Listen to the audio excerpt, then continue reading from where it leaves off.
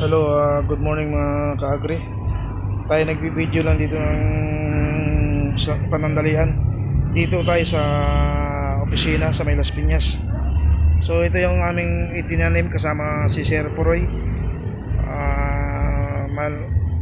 Dito ang palaya, kamatis, halo-halo na yan. Meron pang sibuyas dito. Tinanim ko kahapon. Ayan, buhay na yung mga tanim namin dito. Ayan, kamatis. Ang pinakauna namin tinanim dito ay ang palaya na ayun, meron na siyang bunga. Ayun. Ayan, ano lang, diskarte lang, pasok. Ayan pa isang bunga. Oh. Ayan, pangatlo. Tatlong bunga na. Ayan, pwede naman magtanim sa paso lang. Ayan.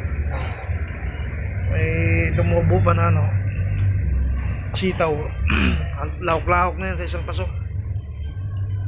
Kamatis, ampalaya. Ayan, kamatis. So, mayroon na, umpisa na rin ng mamulaklak. Kamatis. Pansin nyo naman, oh, mataba kahit nasa paso lang. Yun lang mga kagri. Pinapakita ko lang dito na kahit saan, kahit simentadong lugar, pwede kang magtanim. Diskarte lang, may lupa ka lang at saka mga paso. Ayan.